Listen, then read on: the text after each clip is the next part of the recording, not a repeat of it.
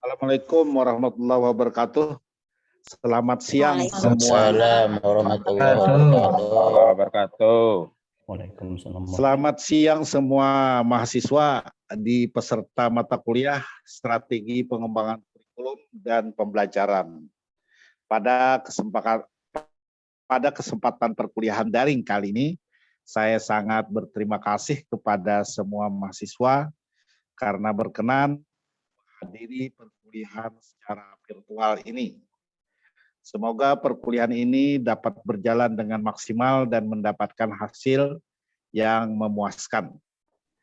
Perkuliahan kita dibagi menjadi 3 bagian. Yang pertama, pengantar dosen atau yang saya lakukan saat ini.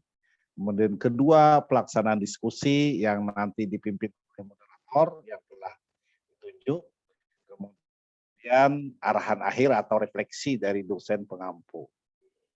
Baik, para mahasiswa semua yang hadir dalam perkuliahan secara virtual ini pada pembahasan kedua kali ini, yakni tentang konsep landasan filosofis kurikulum.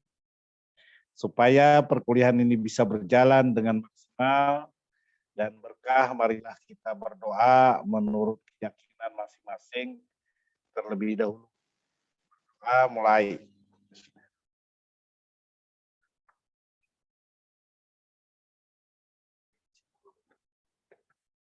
Amin. Ya Rabbal Alamin. Berdoa selesai. Kita tetap saja aktif ya dengan 3 media, yaitu Zoom untuk tatap muka. Kedua, kita juga melakukan presensi di portal akademik masing-masing mahasiswa. Kemudian yang ketiga, kita tetap harus mencermati dan mengikuti kegiatan perkuliahan di forum e-learning-nya. Saat ini e-learning masih di tahap perbaikan mungkin ya, karena kemarin bisa, tapi pagi ini sampai siang masih belum bisa diakses.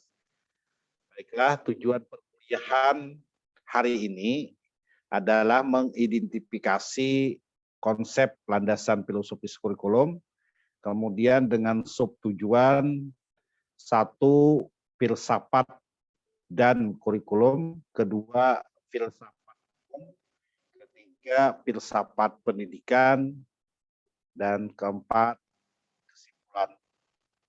Baik, selanjutnya untuk menyingkat waktu, saya persilahkan kepada moderator untuk melaksanakan diskusi pada hari ini. Waktu dan kesempatan saya persilahkan. Terima kasih kepada Bapak Dr. Suhaimi MPD yang telah memberikan kesempatan kepada saya untuk melanjutkan acara perkuliahan kita pada hari ini. Bismillahirrahmanirrahim. Alhamdulillahirabbil alamin. Wassalatu wassalamu ala asyrafil anbiya'i wal mursalin wa ala alihi wa sahbihi ajma'in. Amma ba'd. Segala puji dan syukur marilah kita panjatkan kepada Allah Subhanahu wa taala yang telah memberikan waktu, kesempatan dan kesehatan sehingga kita dapat kembali bertemu dalam melaksanakan perkuliahan daring pada hari ini. Salawat dan salam semoga selalu tercurah kepada junjungan kita Nabi besar Muhammad sallallahu alaihi wasallam.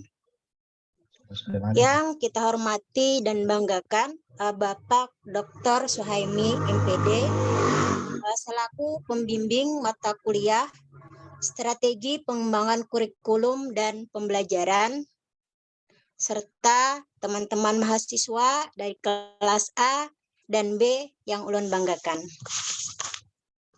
Pada hari ini, Jumat 27 Agustus, perkenankan kami menyampaikan materi makalah dari kelompok 2 yang berjudul Landasan Filosofis Kurikulum. Sebelumnya, saya akan menyampaikan terlebih dahulu anggota kelompok kami. Yang pertama yaitu Saudari Hernina Halimah, yang kedua Saudari Miliana, Yang ketiga saya sendiri Silviati, dan yang keempat yaitu Saudara Muhammad Herliadi. Untuk membacakan makalah kami pada hari ini, ulun mintakan kepada kawan-kawan kelompok untuk membacakannya, di mana nanti untuk membacakan isi dari makalah ini yang terdiri dari latar belakang, rumusan masalah, dan pembahasan tentang filsafat dan kurikulum akan disampaikan oleh saudari kita Hernina Halimah. Kemudian dilanjutkan oleh saudari Miliana yang akan menyampaikan tentang filsafat umum. Kemudian untuk menyampaikan pembahasan tentang filsafat pendidikan nanti akan disampaikan oleh Bapak Muhammad. Untuk pembacaan materi makalah pada hari ini saya persilahkan atau saya mintakan kepada Ibu Hernina Halimah yang membacakan latar belakang, rumusan masalah, dan pembahasan tentang filsafat dan kurikulum. Waktu dan tempat ulun persilahkan. Iya, terima kasih kepada moderator. Baik, saya akan menyampaikan yang pertama yaitu latar belakang dari kelompok kami, yaitu kurikulum merupakan salah satu komponen yang memegang peranan penting dalam kegiatan belajar mengajar. Kurikulum akan membantu kita untuk dapat mengajar secara lebih efektif dan sistematis dengan materi serta metode yang telah dipersiapkan. Dalam pembuatan kurikulum harus dengan menggunakan beberapa landasan. Prinsip dan landasan merupakan ketentuan utama yang harus diperhatikan ketika mengembangkan kurikulum. Agar kurikulum mampu berdiri tegak, yaitu kurikulum yang dikembangkan mampu mengembangkan potensi peserta didik, menciptakan para siswa agar bisa hidup atau life skill sesuai dengan harapan masyarakat atau user, dapat menjadi inspirasi bagi pembaharuan atau inovasi ke arah yang lebih baik. Maka, kurikulum harus dikembangkan dengan menggunakan fondasi atau landasan yang kuat dan tepat. Salah satunya landasan filosofi kurikulum. Rumusan masalah dari makalah kami yaitu yang pertama, bagaimana pandangan filsafat dan kurikulum. Yang kedua, apa saja filsafat umum yang mempengaruhi pendidikan. Dan yang keempat, aliran apa saja dalam filsafat pendidikan tersebut. Yang pertama, yaitu filsafat dan kurikulum. Kurikulum adalah bagian dari ilmu pendidikan, sedangkan filsafat adalah induk dari ilmu pengetahuan atau mother of science.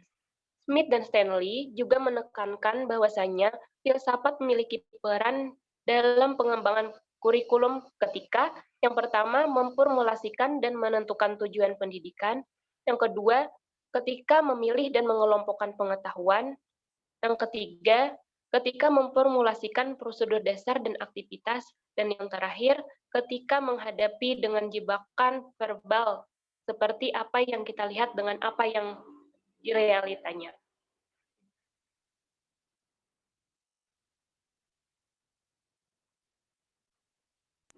Filsafat umum.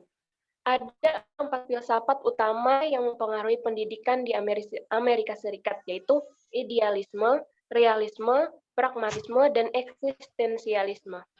Ya, terima kasih kepada saudari Hernina. Untuk selanjutnya, untuk membahas tentang filsafat umum ini akan dilanjutkan membacakannya oleh saudari kita Miliana. Waktu dan tempat kami persilahkan. Ya, terima kasih kepada saudara moderator. Akan menambahkan kembali pembacaan presentasi kami hari ini. 1. Idealisme. Pandangan filsafat idealisme secara ontologis mendalami adanya realitas spiritual, moral, dan mental yang tidak berubah. 2. Secara epistemologis, aliran ini memikirkan ulang ide yang terpendam. 3. Peran guru. Peran guru adalah membawa pengetahuan dan ide yang terpendam. Pemikiran abstrak adalah bentuk yang paling sempurna. 4. Penekanan kurikulum. didasarkan pada pengetahuan, mata pelajaran, pengetahuan klasik, dan pengetahuan umum. Serta hierarki mata pelajaran filsafat, teologi, dan matematika adalah yang paling penting dibandingkan dengan mata pelajaran atau bidang studi lainnya. Next. 2. Realisme. Pandangan filsafat realisme secara ontologis menegaskan bahwa realitas tunduk pada hukum alam, bersifat objektif dan tersusun dari benda-benda. Secara epistemologis, pengetahuan diperoleh melalui sensasi dan abstraksi.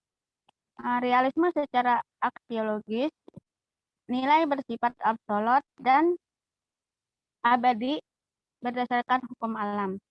Realisme berdasarkan peran guru sebagai peranan pemikiran nasional, pemimpin moral dan spiritual, dan menjadi sumber otoritas. Pengajaran ditekankan pada melatih berpikir, pemikiran logis dan abstrak adalah bentuk yang paling tinggi.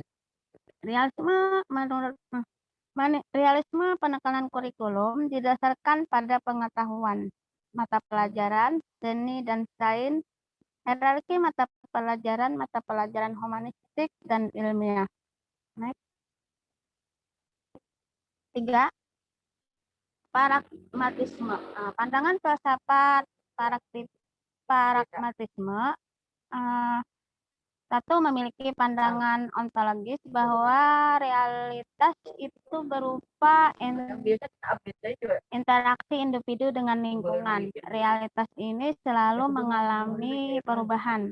Secara epistemologis, aliran ini bergandengan bahwa pengetahuan diperoleh melalui pengalaman.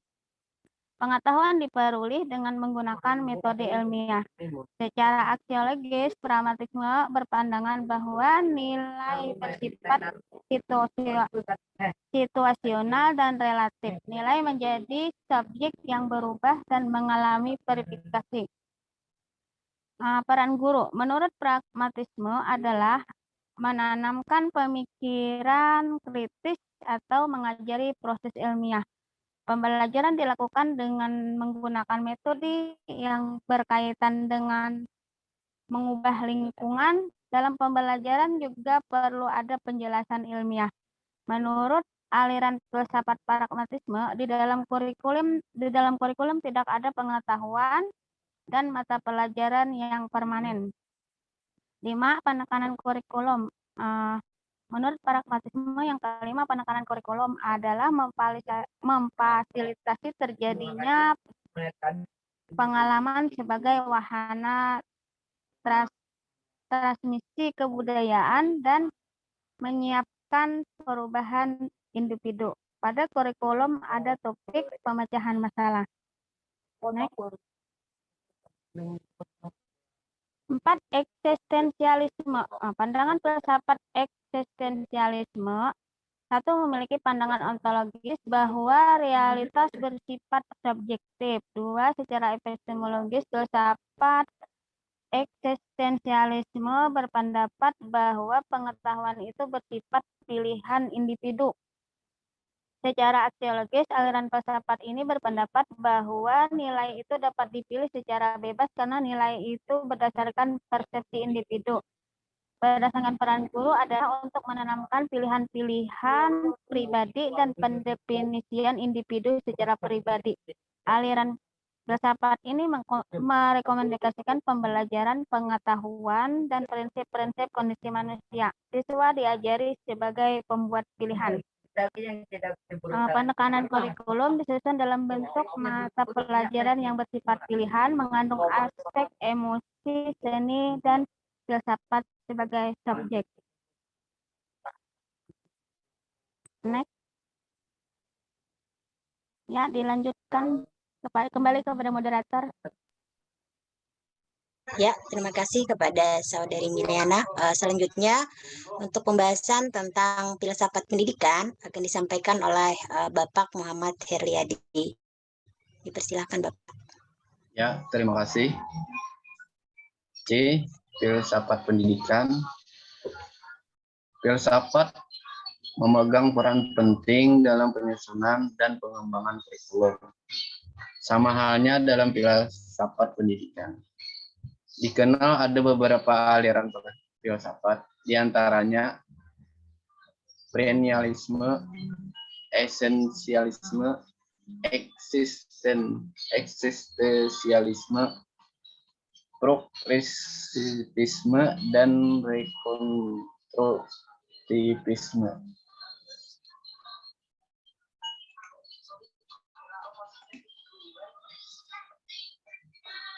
Empat aliran filsafat pendidikan dalam berbagai aspek.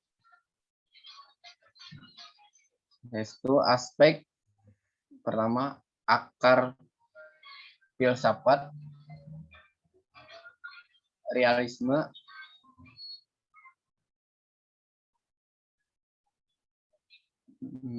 idealisme,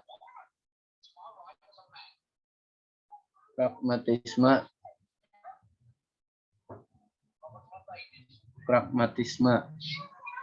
Kedua, tujuan pendidikannya mendidik anak rasional, anak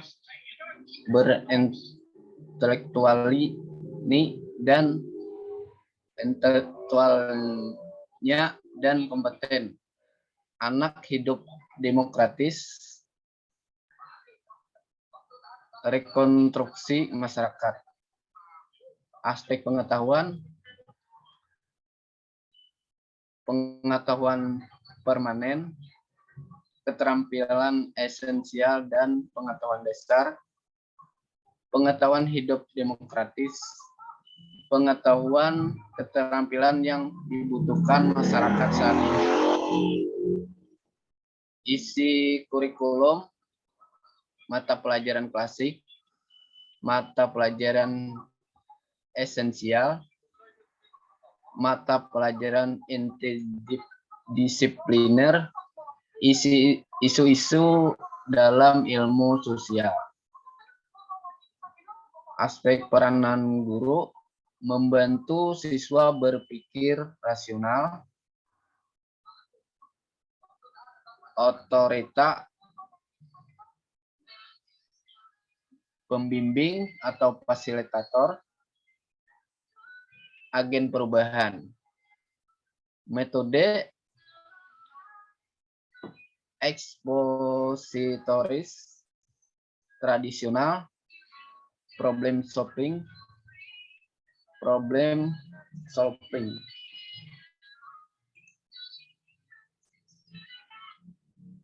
Ya, terima kasih. Sama-sama.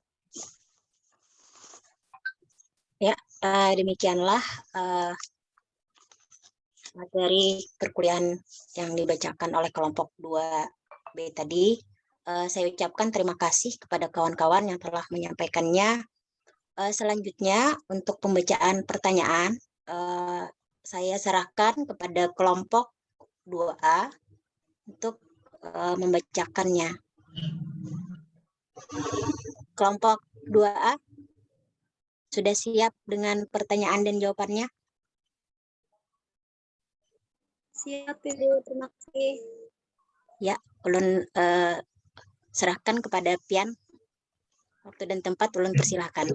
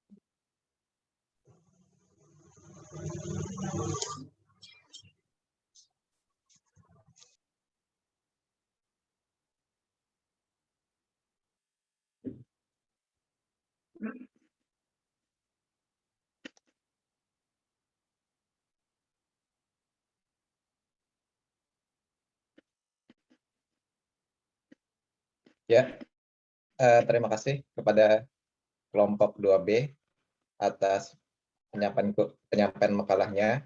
Kami lanjutkan kembali kepada kelompok 2A, melanjutkan mata kuliah terhadap strategi pengembangan kurikulum dan pembelajaran pada subbab landasan filosofis kurikulum. Kami kelompok 2A akan memberikan pertanyaan sekaligus jawaban dari pertanyaan dari kawan-kawan yang sudah disampaikan kepada kami. Baiklah, untuk soal pertama dari Ibu Martini, yang pertanyaannya adalah,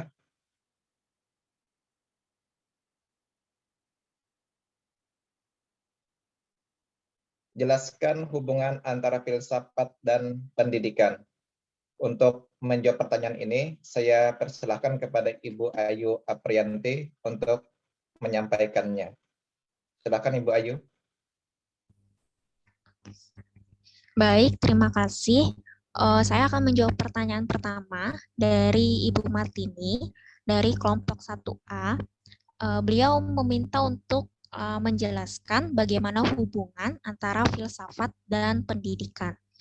Menurut kelompok kami, hubungan antara filsafat dan pendidikan ini sangatlah penting karena filsafat ini sebagai cara kita, sebagai cara pendekatan yang dipakai nantinya untuk memecahkan masalah-masalah ataupun problem-problem pendidikan di sekitar kita.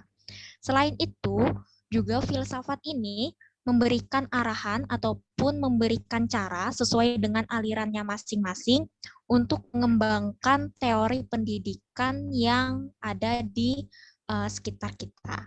Seperti itu. Bagaimana kepada Ibu Martini? Terima kasih kepada Ibu Ayu. Kembali kepada Ibu Martini. Apakah sudah? Ya, terima kasih kepada Ibu Martini. Selanjutnya, ya, terima kasih. Pertanyaan kedua dari Ibu Yusrina dengan pertanyaan, jelaskan manfaat umum dari mempelajari filsafat pendidikan. Untuk pertanyaan ini, dipersilakan kepada Ibu Mustotiah untuk menyampaikannya. Silakan Ibu Mustotiah. Baik, terima kasih moderator. Di sini saya akan mencoba menjawab dari pertanyaan Ibu Yusrina. Beliau bertanya apa manfaat umum dari mempelajari filsafat pendidikan. Sebenarnya manfaat umum dari filsafat pendidikan ini ada beberapa yang saya akan bacakan. Yang pertama adalah menjadi salah satu landasan dalam perkembangan ilmu pendidikan. Yang kedua, landasan bagi penentuan kebijakan mengenai program pendidikan. Ketiga, landasan untuk berkarya dan mengabdi di dunia pendidikan. Selanjutnya, standar dalam penentuan kurikulum dan materi yang akan diajarkan oleh pendidik. Dan memberikan pemahaman yang menyeluruh mengenai dunia pendidikan. Kemudian meningkatkan kualitas dari dunia pendidikan itu sendiri. Yang terakhir, mendorong tenaga pendidik untuk dapat memberikan materi pendidik yang lebih baik. Terima kasih, saya kembalikan kepada moderator. Terima kasih kepada Ibu Mustotiah. Selanjutnya, dikembalikan kembali kepada Ibu Yusrina untuk menanggapi jawaban dari pertanyaan yang sudah disampaikan. Ibu Yusrina. Ya, terima kasih banyak kelompok Wahyu dan teman-teman yang sudah memberikan jawaban cukup jelas. Terima kasih. Ya, terima kasih kepada Ibu Yusrina. Selanjutnya kita lanjutkan ke pertanyaan ketiga dari Ibu Lisanul Istiqomah dengan pertanyaan, jelaskan peran filsafat pendidikan dalam pengembangan kurikulum di Indonesia. Untuk pertanyaan ini dipersilahkan kepada teman kita Randi Ahmad Irwanto untuk menyampaikannya. Terima kasih. Silakan kepada Pak Randi.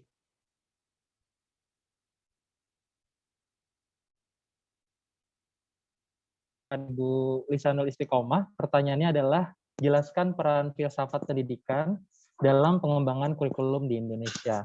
Sebelumnya sudah dibahas bahwa tadi peran ini sangat penting begitu ya dalam pengembangan kurikulum di Indonesia. Nah, mengapa? Karena filsafat pendidikan ini bisa membantu pengembangan kurikulum pendidikan dalam mencapai tujuan pembelajaran khususnya. Untuk apa dilakukan? Untuk mengkonstruksi masyarakat, menata kembali kehidupan masyarakat yang lebih mapan. Nah, pada saat untuk pencapaian tujuan pembelajaran ini sangat berkaitan kepada filsafat itu sendiri. Mulai dari ontologi, apa yang nyata, apa yang terjadi sekarang, kemudian ke epistemologi, apakah ini benar, sampai ke aksiologi, apakah ini bernilai, bagaimana nilai-nilainya di masyarakat.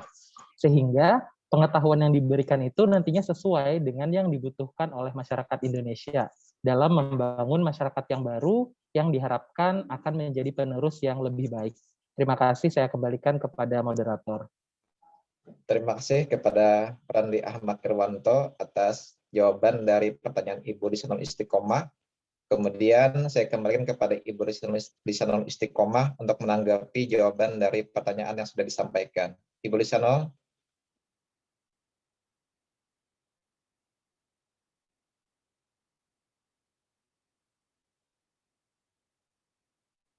Ya, mungkin kendala jaringan. Kita lanjutkan ke pertanyaan keempat dari Muhammad Noval Akbar dari kelompok 1A. Jelaskan hubungan fungsional antara filsafat dan teori pendidikan. Untuk pertanyaan ini dipersilahkan kepada teman kita Irfan untuk menyampaikannya. Silakan Pak Irfan. Ya, terima kasih Bapak Wahyu. Di sini saya akan menjelaskan hubungan fungsional antara filsafat dan teori pendidikan. Hubungannya itu sebenarnya banyak, cuman saya akan menjelaskan beberapa saja. Yang pertama itu filsafat dalam arti filosofis merupakan salah satu cara pendekatan yang dipakai dalam memecahkan problematika pendidikan dan menyusun teori-teori pendidikan oleh para ahli. Jadi di filsafat ini kan itu biasanya pertanyaannya itu mengakar dari dasar. Kemudian dari dasar tersebut kita ambil teori-teorinya yang menurut kita cocok. Nah, itu salah satu fungsionalnya. Kemudian yang kedua, berfungsi memberikan arah bagi teori pendidikan yang telah ada menurut aliran filsafat tertentu yang memiliki relevansi dengan kehidupan yang nyata. Jadi setelah kita ngambil tersebut, kita menyesuaikan dengan permasalahan yang ada di Indonesia dan kemudian dijadikan teori. Kemudian yang ketiga, filsafat dalam hal ini filsafat pendidikan mempunyai fungsi untuk memberikan petunjuk dan arah dalam pengembangan teori-teori pendidikan menjadi ilmu pendidikan. Nah, ya, kurang lebih aja sama poin A dan B. Jadi ya filsafat ini sebagai dasar acuan kita dalam mengembangkan teori-teori yang ada. Mungkin itu saja, saya kembalikan ke Bapak Wahyu. Terima kasih. Terima kasih kepada Muhammad Irfan Hafiz. Selanjutnya saya kembali kepada Muhammad Noval Akbar atas jawaban yang sudah disampaikan. Pak Noval. Ya, saya rasa cukup Pak. Terima kasih. Ya, terima kasih kepada Pak Noval. Kami lanjutkan kembali pertanyaan yang kelima dari Ibu Yana Utami dari kelompok 5A. Bagaimana keterlibatan filsafat dalam proses pengembangan pendidikan? Untuk pertanyaan ini, saya kembalikan kembali kepada Ibu Ayu Aprianti untuk menyampaikannya. Silakan Ibu Ayu.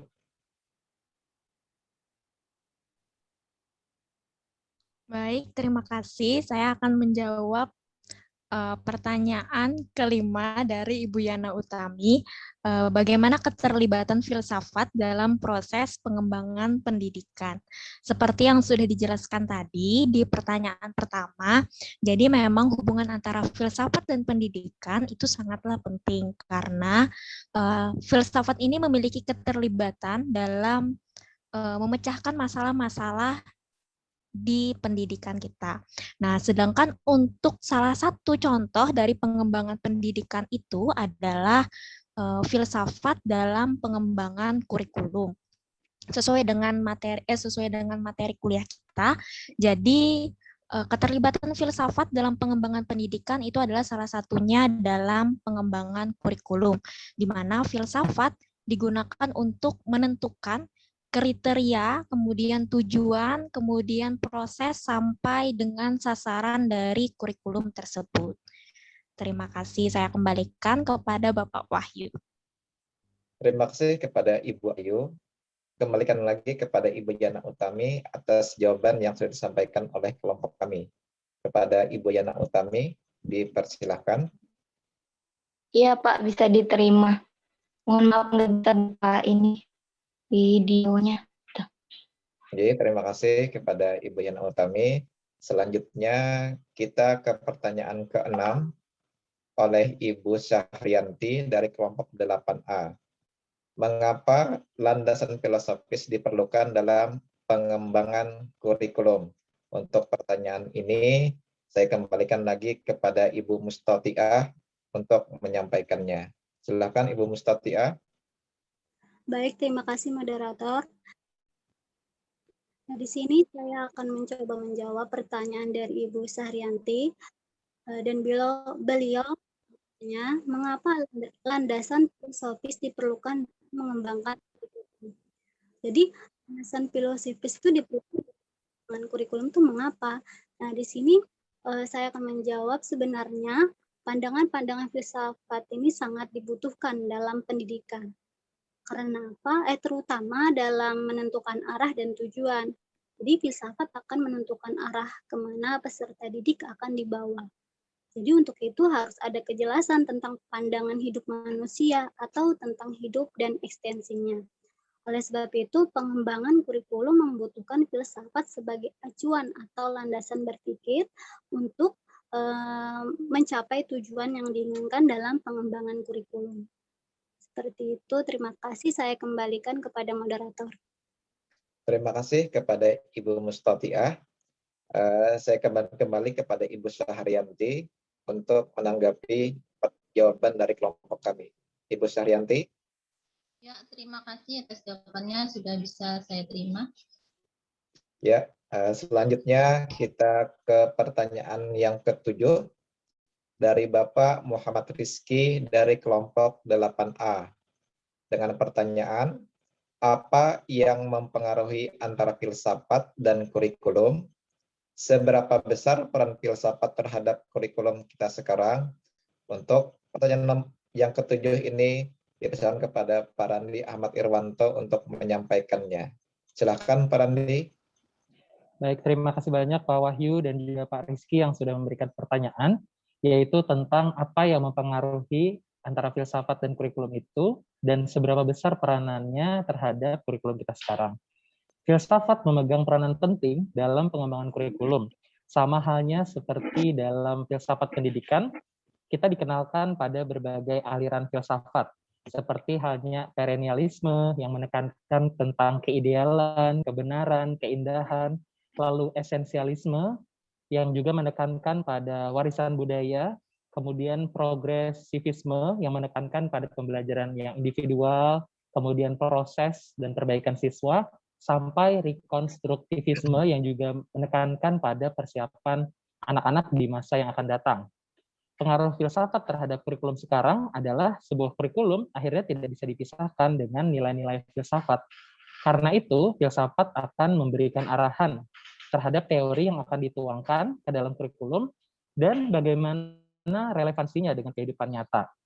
Yang secara komprehensif bagi seorang guru, sebuah kurikulum itu nantinya digunakan untuk merencanakan, melaksanakan, membina, serta mengembangkan apa yang telah tertuang pada Pancasila. Sebagai contoh, di kurikulum 2013 itu sendiri, landasan filsafat pun sudah dituangkan pada kerangka dasar kurikulum Permendikbud nomor 68 tahun 2013. Yang mana ini juga terdapat pada Undang-Undang Sisdiknas pasal 1, butir 1 dan 2. Yang pada hakikatnya pendidikan itu untuk peserta didik secara aktif dapat mengembangkan potensi diri, untuk memiliki kompetensi yang berakar pada nilai-nilai agama, kebudayaan nasional Indonesia, dan tanggap terhadap tuntutan perubahan zaman. Saya pikir seperti itu. Terima kasih Pak Wahyu dan Pak Rizky. Terima kasih kepada Pak Randi.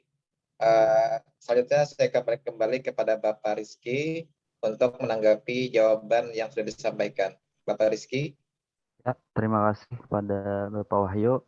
Sekali lagi terima kasih kepada Pak Randi yang telah memaparkan secara komprehensif ya. Awalnya saya kurang begitu tahu tentang filsafat dan kurikulum ini. Setelah Pak Randi memaparkan, dapat masukan dan knowledge lah yang terbaru untuk saya mengenai filsafat dan kurikulum. Terima kasih Pak Randi, dan kepada kelompok juga terima kasih. Ya, terima kasih kepada Bapak Rizky.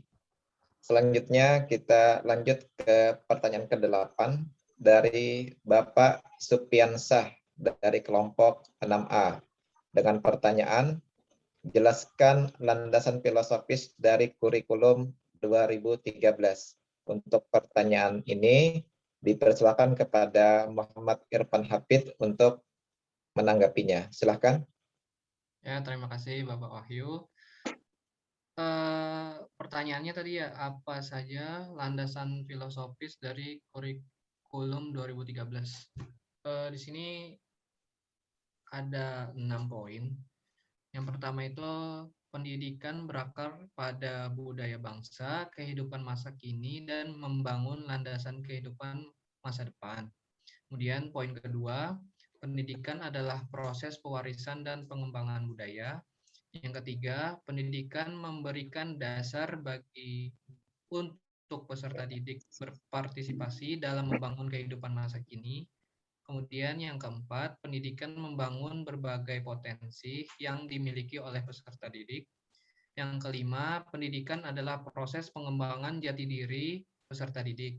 Dan yang terakhir adalah pendidikan menempatkan peserta didik sebagai subjek yang belajar.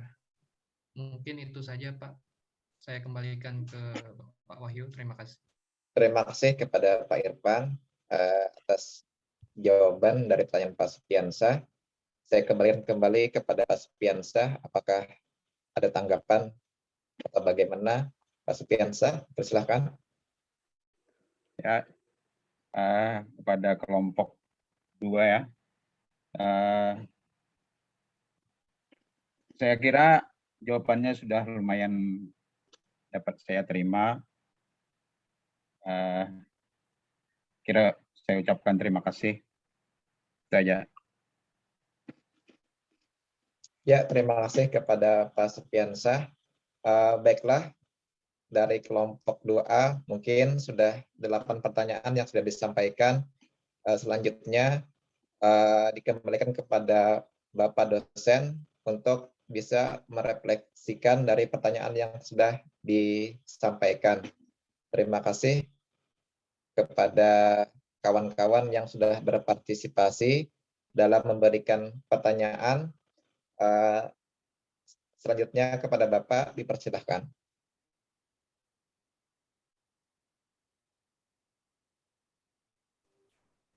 Terima kasih kembali kepada pembawa acara. Dalam hal ini kita membahas tentang hubungan filsafat dengan kurikulum. Jadi filsafat itu memang induk daripada ilmu yang ada ya, termasuk dengan kurikulum yang kita bahas. Tadi di pertanyaan tadi keluar daripada share screen-nya ya. Coba aku cek agar bisa membaca lagi ya. Ya. Terus mulai yang pertama. Hubungan antara filsafat dengan pendidikan. Jadi baik ilmu filsafat ataupun baik ilmu pendidikan ataupun ilmu kurikulum itu kedua-duanya didasari dengan filsafat, yaitu filsafat pendidikan sendiri dan filsafat tentang kurikulum itu sendiri. Jadi sangat erat hubungannya karena memang pendidikan itu, ilmu pendidikan dilahirkan teori-teorinya berdasarkan pemikiran yang matang, pemikiran yang mendalam tentang pendidikan. Di mana pendidikan itu pada hakikatnya adalah usaha untuk mengubah, usaha yang sadar untuk mengubah perilaku seseorang dari yang sederhana, pengertian sederhana dari yang tidak tahu menjadi tahu. Kemudian kalau secara lengkap bahwa pendidikan itu yang saat ini adalah pendidikan untuk mencapai manusia yang seutuhnya. Manusia seutuhnya itu terdiri daripada dua bagian. Di situ ada lahir dan ada jasmani dan ada ruhani. Di mana seseorang akan bisa manfaat ya untuk bisa mengelola alam ini, maka dia harus memiliki pemikiran yang mendalam sekaligus dapat mengaplikasikannya dalam perbuatan. Lalu tadi di akhir ada kurikulum 2013. Itu memang menghendaki kurikulum itu kan telah berkali-kali mengalami perubahan karena disesuaikan dengan perkembangan zaman dan tuntutan daripada dunia kerja agar lebih manfaat dan lebih sesuai, maka dilakukan pemikiran-pemikiran, terobosan-terobosan baru, baik di dalam metodologi ataupun strategi penyampaian, termasuk konektivitas dengan dunia kerja. Hanya saja ya yang kita sayangkan ya, sebenarnya ilmu pengetahuan itu atau keterampilan itu didasari dengan pembelajaran, diperoleh dari hasil pembelajaran di kelas. Dan itu seluruhnya kita pasti paham. Paham bahwa orang yang bisa maju pesat dalam pendidikan, dalam keterampilan, kan tadi kita nyebutkan sasaran atau dampak yang kita peroleh dalam pemikiran mendalam dalam filsafat. Filsafat itu definisikan secara jelas ya, mulai dari pertanyaan apa, kemudian mengapa, bagaimana, kemudian mengapa ya, itu sudah pasti seperti itu, agar tidak ada celah dalam artian untuk bisa diterapkan, celah untuk bernarasi lain daripada itu. Makanya dalam filsafat itu pasti melakukan hal yang seperti itu. Jadi kenapa ini harus dilakukan? Apa yang dilakukan untuk bisa berhasil? Kemudian siapa yang melakukan? Bagaimana untuk mengembangkannya? Nah, itu pasti sudah seperti itu agar tidak ada celah lagi untuk bisa membatalkan argumen. Makanya pemikiran mendalam itu tidak boleh kita definisikan dengan cepat. Jadi dia memerlukan waktu yang lama karena sesuai dengan gejala alam ya, gejala alam yang terjadi. Kan pertama pemikiran filsafat oleh Archimedes ya, yang terkenal dengan kenapa apel itu jatuh ke bawah. Lalu bagaimana sehingga sampai seperti itu. Lalu untuk apa jatuhnya ke bawah? Nah, jadi lalu beberapa saat dan hampir beberapa waktu lalu ditemukanlah ada di situ ada gaya gravitasi. Jadi menjawab seluruhnya itu untuk menemukan gaya gravitasi itu tadi memang diawali oleh fenomena alam atau isu ya, isu yang terjadi begitu saja secara alamiah, namun kita harus bisa mengartikannya secara hakikat, secara filsafat.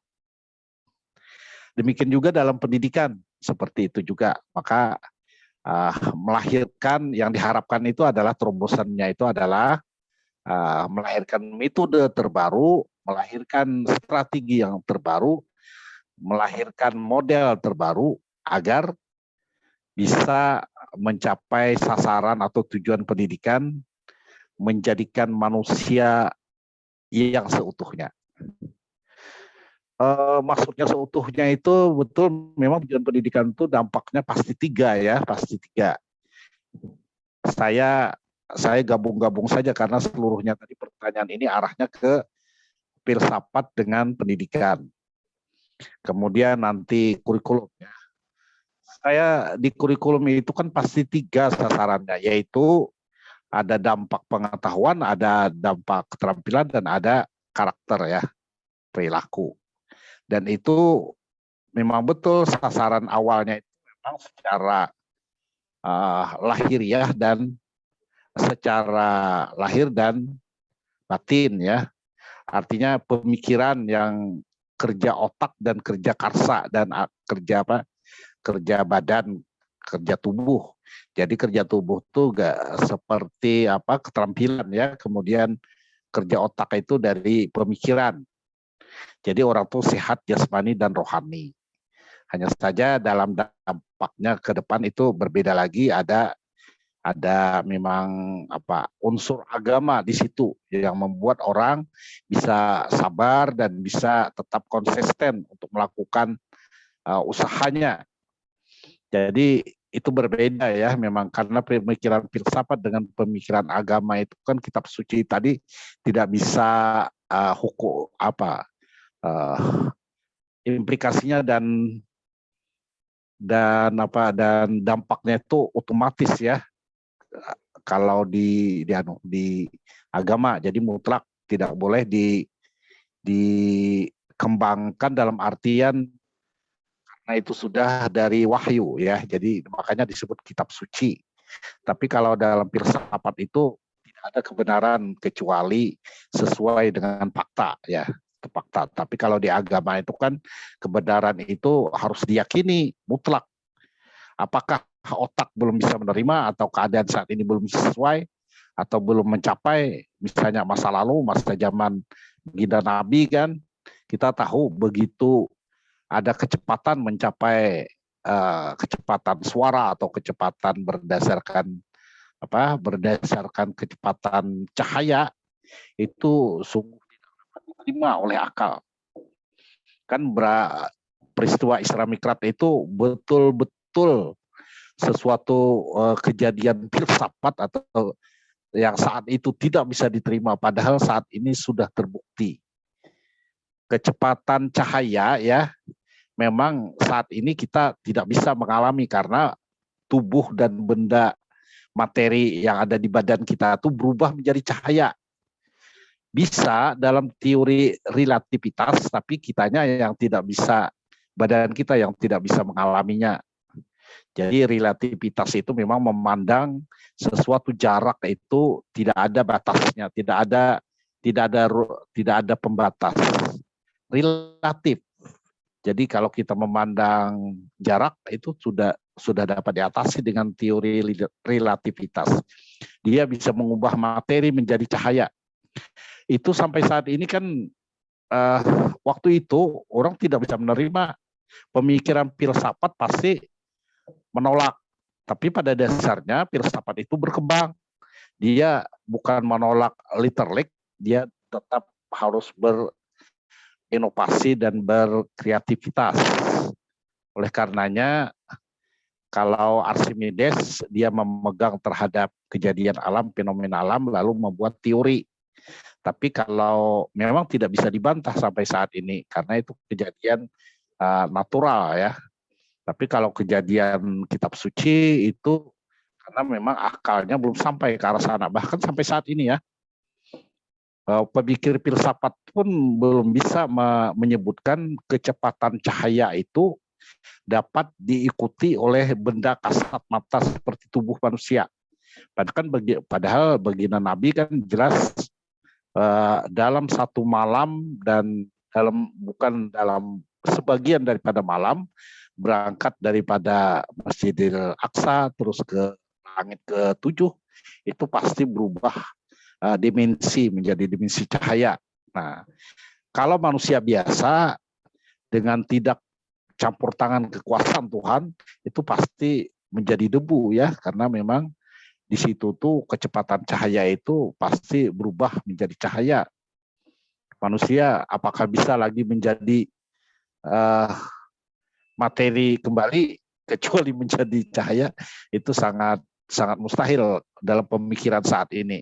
Nah, dalam filsafat, tapi dalam kehendak Tuhan itu tidak bisa kita pungkiri, itu pelan-pelan pasti terbukti. Pada masa yang akhir zaman itu kan teknologi begitu pesat, dan kita sampai suatu saat pada keadaannya seperti itu. Minimal saat ini ada film-film yang menghantarkannya seperti itu ya. Saya kembali ke filsafat kurikulum. Saya tadi ingin menekankan bahwa memang dalam filsafat itu pasti berdampak pada perilaku, kemudian pada pengetahuan, dan ada karakter. Kemudian di situ agar bisa terpusat pembelajaran itu dilibatkan, maka dalam pemikiran filsafat ya harus mencarikan metode dan model yang terbaru agar pembelajaran itu betul-betul melibatkan siswa atau melibatkan anggota indera daripada manusia, daripada anak. Indera itu maksudnya selain daripada melihat, mendengar, juga melakukannya menggunakan akal dan menggunakan tangan dan menggunakan upaya untuk mengkomunikasikan materi atau bahan ajar. Jadi intinya filsafat itu sudah menjawab seluruh apa yang diperlukan dalam penemuan ilmu pengetahuan dan berusaha berkembang. Hanya saja yang perlu dicatat tadi, kebenarannya tidak mutlak ya, tidak mutlak. Kebenaran daripada filsafat itu sangat relatif karena dia menuntut perkembangan. Masa yang lalu orang tidak bisa memikirkan di mana handphone itu orang bisa berbicara dengan jarak yang jauh, orang bisa berbicara dengan menggunakan surat. Tapi saat ini kan bisa menyapa, tidak membatasi jarak. Hanya saja justru berbalik saat ini ya, kalau mau bicara di kota dengan kota misalnya yang ada hubungan internetnya bagus, itu lebih mudah daripada kita justru ke teman kita yang ada di antara desa dengan kecamatan misalnya. Nah itu agak sulit, padahal jaraknya tidak berapa jauh. Misalnya kalau dari Kandangan itu terus ke Loksado bisa hilang sinyalnya. Tapi sementara dari Kandangan itu ke Jakarta sangat mudah dan lantang suaranya. Nah itu justru berbalik ya saat ini. Itu di luar daripada pemikiran filsafat pada masa itu. Hanya saja pendidikan itu masa itu masih kental dengan filsafat dasar. Jadi filsafat dasar itu melahirkan green theory namanya. Teori yang betul-betul mendasar. Teori yang mendasar itu sampai tidak bisa dibantah, dan itu menjadi green theory. Dia membuat teori yang lebih fleksibel terhadap dunia pendidikan. Misalnya ya, tadi kan mengenal beberapa keadaan ya. Ada yang menyebut tadi ada perennial. Nah ini ada esensial. Ya, ada idealisme ya, ada realisme, dan ada pragmatisme, dan ada eksistensialisme. Nah ini filsafat. Kemudian ada ontologi. Saya tadi ada membaca yang pemikiran spirit, permanen, objek nyata, hukum alam yang dibaca oleh si tadi. Jadi ada kalau ideal itu ontologi, realita, pikiran spirit dan mental permanen, kemudian epistemologinya ide-ide, kemudian aksiologinya mutlak dan abadi. Ya, memang nilai-nilai itu seperti itu, mutlak dan abadi. Kalau tidak berarti bukan nilai ya, normal dan sebagainya itu mutlak karena kita seluruhnya menghormatinya. Kemudian implementasi terhadap kurikulum berbasis pengetahuannya. Idealis, pemikiran dan spirit mental permanen. Jadi sesuatu filsafat ideal itu secara realitas, maka pemikiran itu adalah yang permanen. Jadi ini sesuatu yang dilahirkan berdasarkan teori dasar. Misalnya tadi teori relativitas, teori gerak gaya gravitasi, itu adalah pemikiran yang permanen. Permanen itu maksudnya kalau jatuhnya ke bawah tuh pasti ke bawah. Dari masa lalu sampai saat ini, tapi tetap dengan dasar seperti itu orang bisa membuat membuat peralatan-peralatan yang selama ini kita gunakan. Jadi orang tidak khawatir melayang-layang. Jadi kalau menembakkan senjata begitu, itu kawan dihitung di daerah mana jatuhnya, kan seperti itu. Karena memang dalam beberapa, tapi memperhitungkan angin ya, karena gravitasi bumi itu ya, dia berbanding lurus dengan gerak angin. Jadi kalau begitu ada angin seberapa kencang, maka jatuhnya hujan itu dapat diperkirakan di mana, seperti itu. Jadi pemikiran secara permanen itu pasti seperti itu polanya. Tidak mungkin kalau misalnya guru itu mengajar dengan baik, siswa belajar dengan sungguh-sungguh, maka akan diperoleh hasil yang baik. Tidak mungkin misalnya sudah sungguh-sungguh, sudah berusaha, anaknya juga sungguh-sungguh, ternyata hasilnya kurang baik, berbalik. Nah itu kan bukan hal yang ideal namanya, bukan ontologisnya menolak pemikiran seperti itu. Nah jadi kolom-kolom ini memang kita mengarahkan kepada pemikiran bahwa filsafat idealisme, realisme itu pragmatis itu kalau kita sehari-hari itu ya tujuan sesaat itu ya misalnya ya untuk bisa mencapai pembelajaran itu harus menggunakan metode pembelajaran yang paling baik. Nah itu pragmatis namanya. Memang bisa mencapai penguasaan ilmu pengetahuan itu tidak pakai metode atau model juga bisa. Dengan membaca sungguh-sungguh, dengan betul-betul melakukan kegiatan ilmiah, misalnya kegiatan ilmiah itu pertama mengamati, kemudian mencoba ya, kemudian mencoba melakukan hipotesis, mencoba membuat kesimpulan, kemudian akhirnya mengkomunikasikan atau membandingkan dengan yang lain. Nah, itu langkah metode ilmiah itu tidak mengharapkan model-model yang lain. Nah, tapi itu kan berlangsung dalam waktu yang lama. Sehingga kalau dengan model itu mudah untuk mencapai saat ini. Jadi dengan demikian agak cepat untuk bisa mencapainya. Maksud saya tadi ada pragmatisme pragmatis itu tetap digunakan. Bukan berarti itu salah, tapi tidak. Justru itu memang tujuan saat ini pragmatis itu situasional, relatif terhadap konsekuensi itu kan baik, karena dalam dunia pendidikan itu tidak ada yang berdampak mengkhawatirkan maksudnya. Kalau dalam politik, kalau dalam tujuan hidup itu memang tidak boleh yang pragmatis.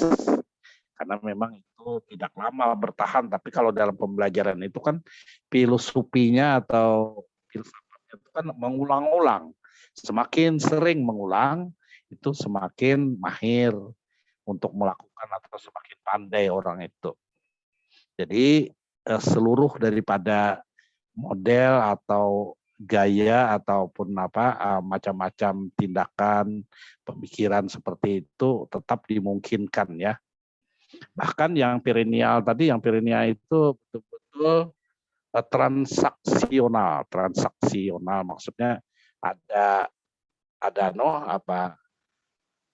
dia tidak percaya bahwa sesuatu itu permanen, dia berubah katanya, dia progresif, dia tidak independen, dia tidak mau bertahan, bahwa dia tidak percaya bahwa perennial itu kan seperti itu, tidak percaya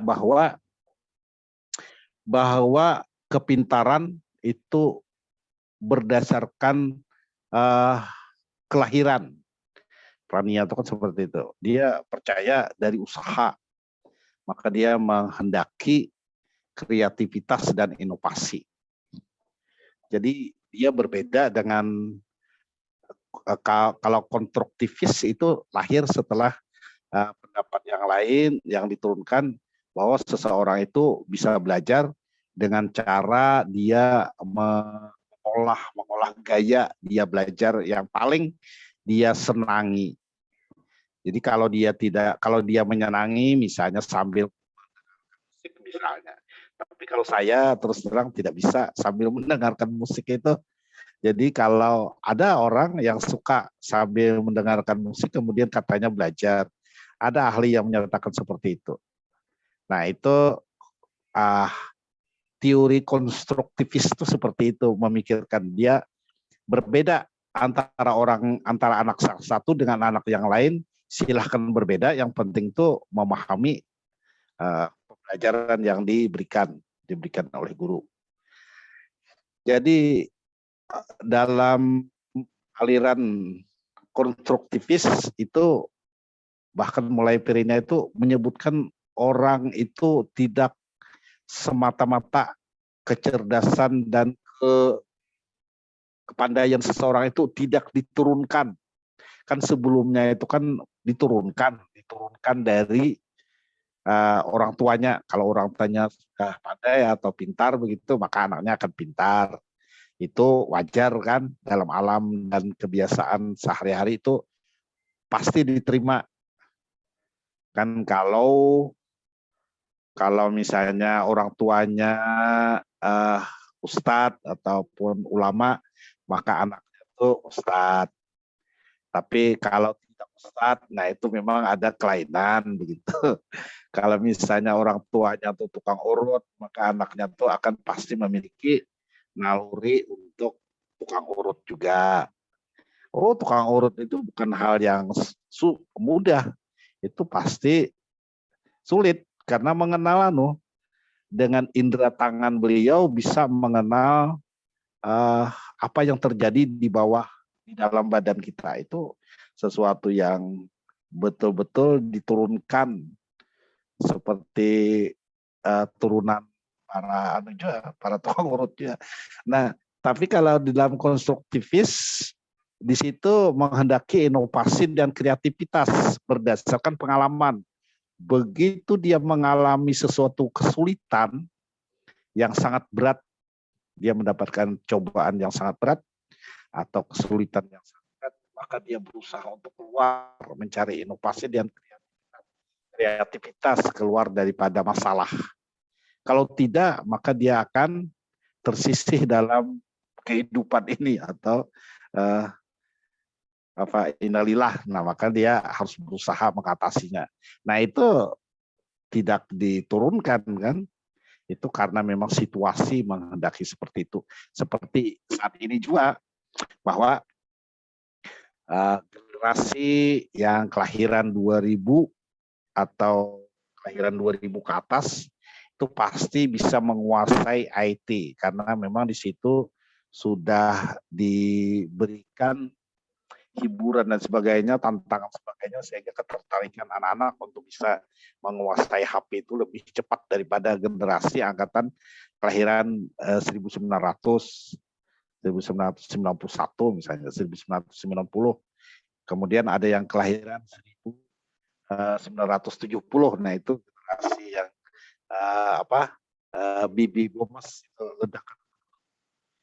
Itu udah sepertinya ya yang terlambat guru-guru impres ya, guru-guru impres itu kalau menggunakan IT-nya agak lambat sedikit karena masa itu beliau belum biasa dengan itu. Tapi kalau mulai generasi milenial sampai dengan generasi X ini itu generasi alfa ya, kayak itu pasti memiliki ketertarikan yang kuat terhadap tantangan teknologi. Ini mungkin kelompok yang dapat saya sampaikan, intinya bahwa filsafat itu dan pengembangan kurikulum itu banyak memang keterkaitan dengan filsafat. Memang diawali dari ontologi, aksiologi, dan epistemologi daripada ilmu pengetahuan. Yang semua itu akhir-akhir ini sangat pesat ya, sangat pesat untuk bisa mendapatkan metode dan model terbaik untuk pendidikan. Hari ini ada lagi yang masih belum begitu dikuasai, yaitu higher thinking order tuh, yang hot. Ya. Jadi soal hot itu memang bisa berbalik ya. Jadi soal dibuat lalu kembali ke model. Bagaimana modelnya, bagaimana memberikan intervensi terhadap pembelajaran itu berdasarkan pada soal yang dibuat. Soal yang dibuat menggunakan kata kerja yang operasional. Sehingga di situ kemarin yang saya kan orang sering tanya 1 tambah 1 itu 2, 1 tambah 1 berapa nak? Jadi 2. Kemudian 2 tambah 3 berapa nak? 5. Kemudian 3 tambah 4 berapa nak? 7 katanya. Nah itu rendah. Coba dirubah sedikit saja. Yaitu 1 ditambah titik-titik sama dengan 2. 3 ditambah titik-titik sama dengan 7. Nah itu kan beda. Kemudian 5 ditambah titik-titik sama dengan 10. Kemudian misalnya titik-titik ditambahkan dengan 6 sama dengan 8. Nah berapa? Maka itu berbeda dengan penjumlahan. Padahal itu ada sifat penjumlahan. Sifat penjumlahan juga, hanya saja dalam hal ini dia membuat 2 fungsi daripada jumlah dan kurang. Yang menggabungkan ada penjumlahan, ada kurang. Pada dasarnya jumlah, tapi pada operasionalnya adalah pengurangan. Seperti itu. Jadi maka dia tidak berdiri 1 fungsi, maka 2 fungsi daripada matematika itu, yaitu jumlah dan kurang. Kalau kita menjumlahkan, tinggal mengumpulkan saja kan seperti itu. Tapi kalau itu soal sederhana bisa menjadi soal. Hanya saja kita tidak boleh satu model yang kita gunakan, harus menggunakan 2 minimal. Ya, itu kata saya tadi. Kalaunya 2 ditambah titik-titik sama dengan 5, itu berarti kan 2 intinya adalah penjumlahan, tapi pada dasarnya operasi pengurangan. Jadi ada penjumlahan dan pengurangan yang kita gunakan. Perkalian juga seperti itu. Kalau perkalian pasti saudaranya adalah pembagian. Jadi ada minimal, kalau dalam soal itu ada 2 fungsi. Kalau bisa 2, 3, 4 itu lebih baik lagi. Jadi itu ciri-ciri daripada hot ya. Itu juga anak bahkan mulai anak TK dibuatkan gambaran seperti itu. Tapi boleh Bapak Ibu pikirkan ya, dalam metode model ya, di situ ada orang menyebut demonstrasi. Bagaimana, kalau demonstrasi itu pasti mudah ya untuk anak TK. Tapi bagaimana menggunakan model penemuan, pemberian tugas yang sepertinya rumit ya, tidak sesuai dengan anak TK. Padahal model yang di sana menggunakan model pembelajaran demonstrasi, kemudian ada pemberian tugas, kemudian ada juga model proyek. Nah, tapi pasti dibuat yang paling sederhana. Misalnya kalau demonstrasi itu kan guru melakukan contoh kejadian sains. Misal kemarin dalam contoh yang dipublish itu untuk anak TK, misalnya mencontohkan ada perubahan wujud dari padat menjadi cair. Gula kristal itu dimasukkan ke dalam air lalu diaduk, lalu hilang gulanya. Nah itu perubahan wujud ya, perubahan wujud dari padat menjadi campuran cair yang tercampur rata. Lalu dilakukan oleh anak. Ada juga yang bisa gini, ada air lalu dikasih pewarna. Tadi air itu kan tidak berwarna bening, lalu dikasih pewarna maka warnanya menjadi merah katakan ya. Maka itu ada perubahan. Lalu anak disuruh melakukan juga pakai sendok, tentu saja tetap dibimbing, pakai sendok mencampurkan lalu diaduk, maka berubah juga menjadi warna merah, lalu berwarna kuning sesuai pada. Nah, waktu mencontohkan, guru melakukan model demonstrasi, anak melakukan demonstrasi yang telah dicontohkan, itu model demonstrasi namanya. Kemudian yang pemberian tugas saat melakukan model demonstrasi itu memberikan tugas kepada anak untuk melakukan secara mandiri karena sudah diberikan demonstrasi dan dia juga demonstrasinya terbimbing, maka dia melaksanakan tugas. Kemudian ada model pembelajaran proyek, makanya proyek itu pada dasarnya dari awal perencanaan sampai hasil produknya. Proyeknya apa? Yaitu ada perubahan warna di cairan. Jadi pada dasarnya itu penamaan saja, model itu penamaan agar kita lebih peka dan kita dapat membuat pembelajaran itu lebih teratur istilahnya. Kalau kita sehari-hari kan juga melakukan yang seperti itu tapi tidak tahu namanya karena belum menulis. Akhirnya kan itu tidak tertib namanya dalam langkah-langkah model. Jadi itu ya. Jadi saya kecenderungan untuk berpikir filsafat itu memang diharapkan dalam pendidikan. Terima kasih Randi dan kawan-kawan yang lain dalam menyampaikan materinya. Silakan kalau ada pertanyaan lagi.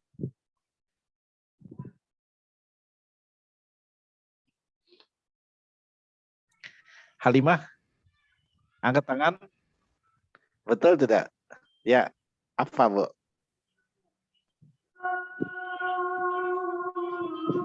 Izin bertanya Bapak. Ya, siapa? Nama? Maaf Pak, saya nggak on cam, off cam ini sedang nyusui anak soalnya sambil. Inggi, izin Bapak. Ya, silakan.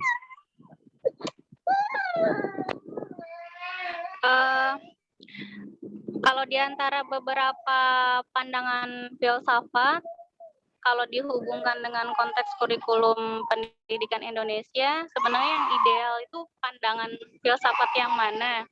Terus kemudian, kalau misalnya selama ini saya pelajari, saya memahami bahwa landasan kurikulum kita itu berasal dari landasan kurikulum filosofis Pancasila. Akan tetapi kalau kurikulum filosofis Pancasila itu sebenarnya akarnya juga dari mana begitu. Terus kemudian epistemologinya atau jalan untuk mencari kebenarannya itu dapat kita ketahui dari mana begitu Pak. Mungkin itu yang saya kurang paham. Ya, terima kasih. Ya. Langsung saja ke sini ya, ke pendidikan Pancasila, pendidikan filsafat Pancasila. Kita tahu dalam nilai-nilai filsafat Pancasila itu yang ada dulu ya, kita mengenal P4 ya. P4 itu ada butir-butirnya. Kemudian hari ini Pancasila itu Yang penting itu lakukan sesuai dengan 5 sila tersebut. Nah, dalam pendidikan ya saat ini kan pendidikan kurikulum Pancasila ya yang dalam Merdeka Belajar. Itu kegalauan itu karena kita karakternya itu harus baik. Nah, sekarang karakter siswa itu baik, tapi tentu saja harus berdasarkan Pancasila. Baik dalam artian agama ya, tapi tentu saja dalam hal ini kita saling hormat menghormati. Jadi ada orang menyebut bahwa kita itu memang spesial ya. Tidak ada Pancasila itu di negara lain. Memang digali dan diangkat dari budaya kita Indonesia. Kalau di daerah lain atau di negara lain juga ada memiliki budaya yang mereka yakini. Jadi nilai-nilai katakan saja kalau dulu nilai luhur ya, kemudian nilai luhur bangsa. Tapi kalau di daerah lain itu maksudnya di negara lain orang juga ada memiliki filsafat tentang pandangan hidup yang seperti itu. Tapi kita tidak ke arah sana pemikirannya, pokoknya di kita. Boleh saja ya secara filsafat Pancasila itu ada filsafatnya juga, filsafat Pancasila namanya. Jadi tetap dia menganut asas ideal, realisme, pragmatis dan eksistensialisme. Itu nyata karena memang kita mengalami beberapa waktu ya. Jadi ujiannya sudah katakannya tidak perlu kita ragukan karena untuk bernegara ya khususnya bernegara itu sudah cukup, maksudnya ideal ya, itu betul. Ideal itu apa yang tertulis dalam Pancasila itu butir-butirnya memang di semua agama mengakui bahwa kebenaran yang disebutkan dalam Pancasila itu adalah baik, jadi dapat diterima, tidak bertentangan. Kemudian realistis,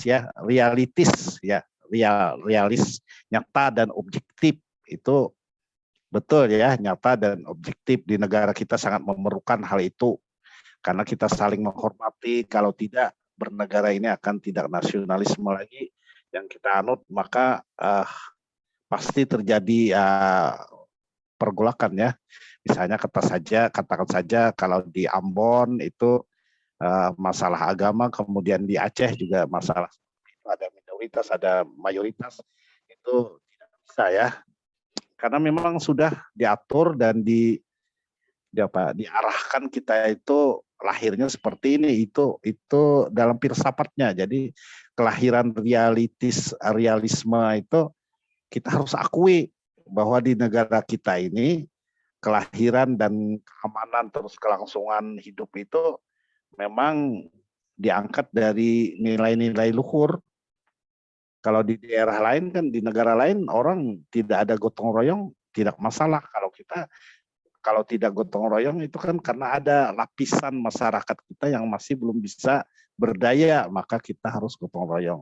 Kalau di daerah lain, katakan saja di Cina ya, orang tidak gotong royong, tapi kan negara yang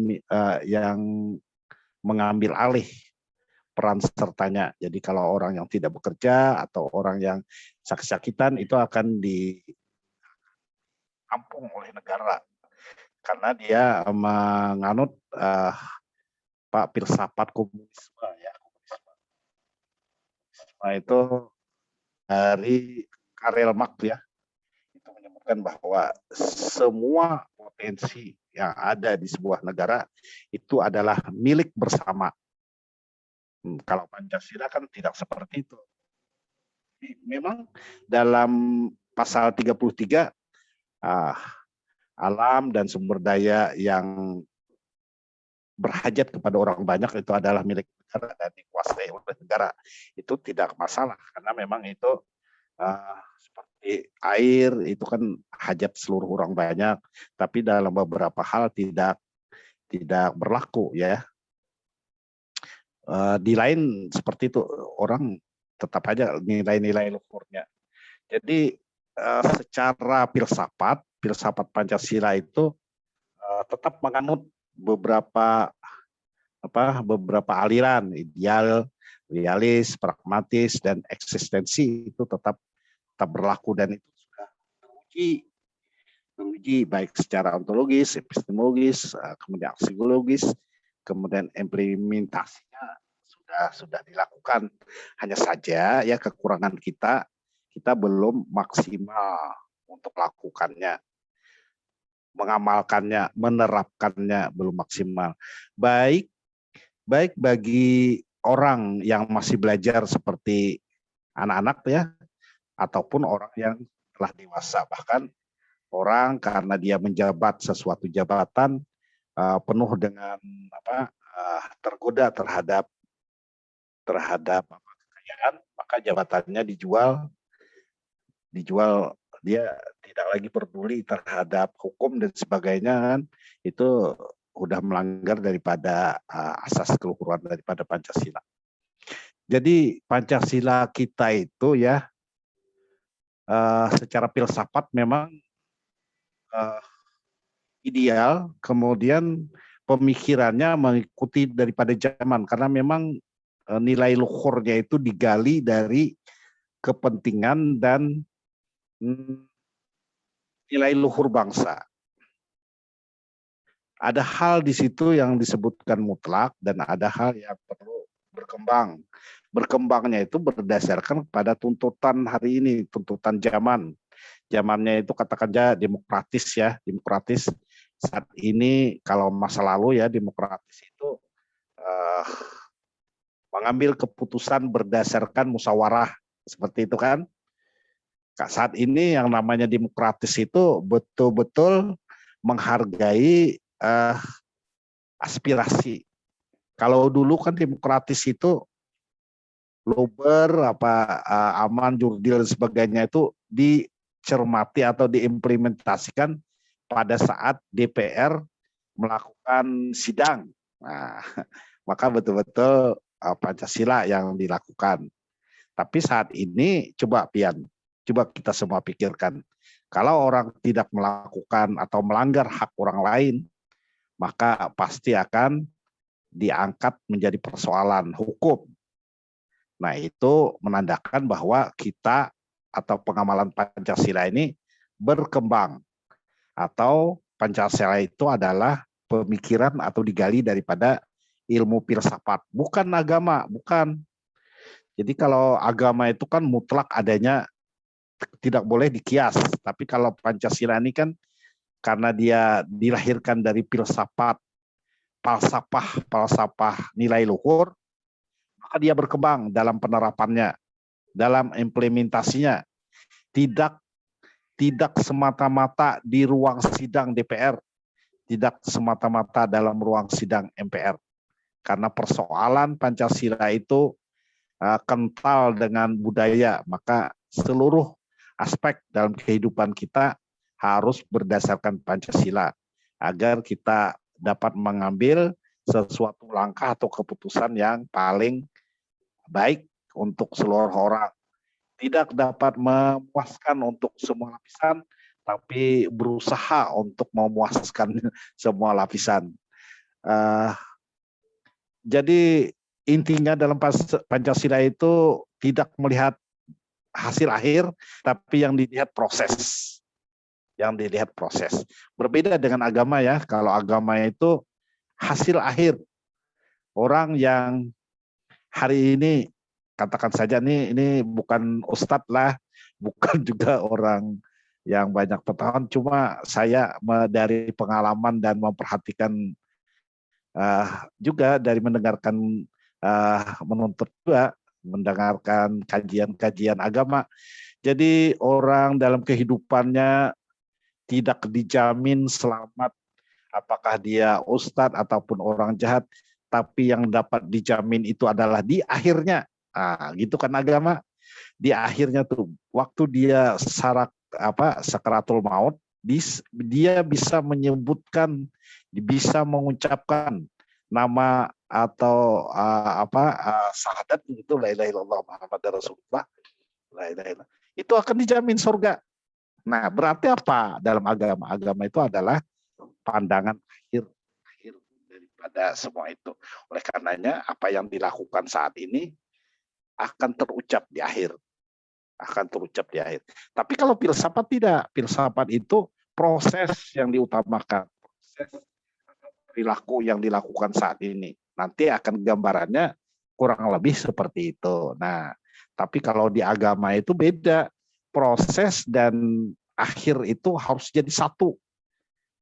Kalau prosesnya bagus, di akhirnya tidak bagus, maka dia juga celaka. Kalau di prosesnya tidak bagus, kalau di akhirnya bagus, bisa aja dia selamat. Ya, kemudian kalau kedua-duanya bagus, itu pasti selamat. Tapi kalau dia dalam prosesnya tidak bagus, lalu di akhirnya bagus, itu hakikat namanya. Berbeda. Jadi dalam agama itu adalah kebenaran mutlak. Mungkin Ibu tadi bisa menggariskan, memberi kesimpulan karena proses dalam filsafat Pancasila itu mengikuti filsafat secara umum karena dia digali dari nilai luhur bangsa. Jadi filsafat itu dari pemikiran yang mendalam. Itu intinya. Terima kasih. Memang jawabannya masih contoh. Ada lagi yang lain? Kalau tidak ada, ya waktu kita sampai 15.40. Udah ya, sudah terpenuhi. Sampai di sini saya kembalikan ke moderator untuk membuatkan kesimpulan daripada perkuliahan kita. Silakan.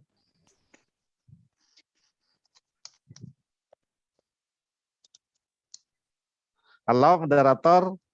Ya, terima kasih kepada Bapak dosen pengampu Dr. Saemis PDMPD, pengampu mata kuliah strategi pengembangan kurikulum dan pembelajaran pada sebab landasan filosofis kurikulum. Dari beberapa penjelasan Bapak tentang refleksi dan penguatan tadi, ada beberapa yang kita bisa ambil kesimpulan. Yang pertama, kurikulum tidak bisa dipisahkan dalam filsafat seperti ontologi, epistemologi, dan aksiologi. Filsafat juga bersifat relatif, maka kurikulum juga bersifat relatif berdasarkan perkembangan dan pemikiran filsafat itu tersendiri. Kemudian selanjutnya, filsafat berkembang atau filsafat Pancasila ini tidak melihat hasil akhir, tapi berdasarkan proses. Karena kurikulum Pancasila ini adalah nilai-nilai luhur bangsa. Mungkin itu yang bisa disimpulkan. Terima kasih kepada kawan-kawan semua yang sudah bisa berpartisipasi dalam pembahasan makalah kita hari ini. Salah hilap mohon dimaafkan, apabila ada kekurangan bisa kita sempurnakan di pertemuan-pertemuan selanjutnya. Terima kasih kawan-kawan. Saya ucapkan wassalamualaikum warahmatullahi wabarakatuh. Waalaikumsalam warahmatullahi wabarakatuh. Terima kasih Pak. Terima kasih. Ya, sama-sama. Atas